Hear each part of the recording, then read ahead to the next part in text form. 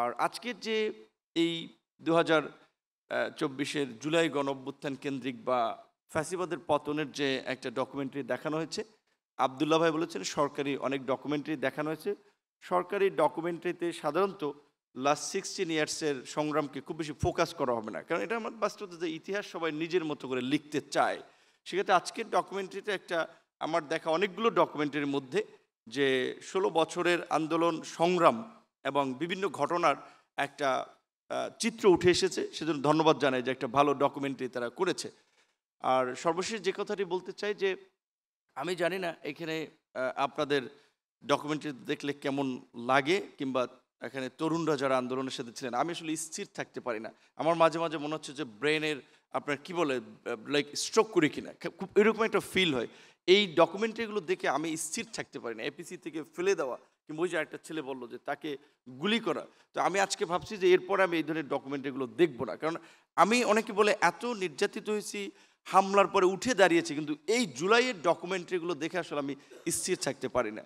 তো আমি এখানে রিজভী ভাই জানে ডিবি কার্যালয়ে তারা একসাথে রুমেই ছিলাম, কীভাবে আমার সাথে আসলে কি আচরণ করা হয়েছে সকাল বিকাল রাত দুপুর, এমনকি তারপরেও কিন্তু শরীরের ব্যথা নিয়েও রিজভী ভাই খসরু ভাই সহ আমরা একই প্রিজন ভ্যানে গেছি। জানালার ফাঁক দিয়ে কিন্তু এই যে প্রিজন ভ্যানের দেখেছি রাস্তার আশপাশে লোক আছে কিনা, এইখান থেকেও স্লোগান দিয়েছি, টুকু ভাইরা ছিল। সো আমার একটা মানে নিজের আহ্বান হচ্ছে রিজভী ভাই সহ, যেহেতু বিএনপি একটা বড় রাজনৈতিক দল, আগামীতে একটা ইলেকশন হলে গভর্নমেন্ট ফর্ম করার আপনার সম্ভাবনা আছে। এই দেশে আসলে সরকারের থেকে কেউ এমন একটা রাষ্ট্র গড়তে চায় না যে আমি বিরোধী দল হলে রাষ্ট্রটা কেমন হবে, যে আমি বিরোধী দল হিসেবে যেভাবে রাষ্ট্রটা চাই, আমি যেহেতু সরকারে সুযোগ পেয়েছি আমি সেইভাবে রাষ্ট্রটা গড়ে তুলব।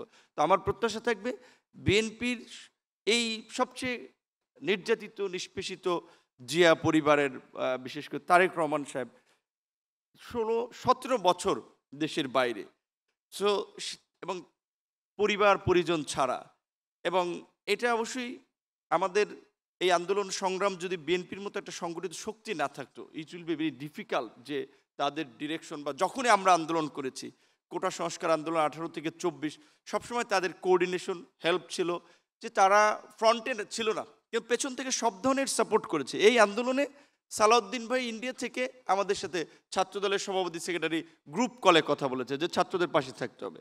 চেয়ারম্যান সাহেবের সাথেও আমাদের কথা হয়েছিল। সো তাদের এই দৃষ্টিভঙ্গির কারণেও কিন্তু এই পতনটা ত্বরান্বিত হওয়া বা এই আজকের বাংলাদেশ এটা সম্ভব হয়েছে। সুতরাং অবশ্যই এটি শুধুমাত্র কয়েকদিনের আন্দোলন কিংবা কয়েকজনের কন্ট্রিবিউশন সেটা না, এর জন্য দীর্ঘ 16 বছরের একটা জার্নি ছিল। এই জার্নিতে যারা আমাদের ছেড়ে চলে গেছেন তাদের রুহের মাগফিরাত কামনা করি, যারা আহত হয়ে পঙ্গুত্ব বরণ করেছেন শুধু জুলাইয়ে না, সেই 16 বছরের জার্নিতে এবং 18 সালের কোটা সংস্কার আন্দোলনে তাদের প্রত্যেকেরই আমরা সুস্থতা কামনা করি।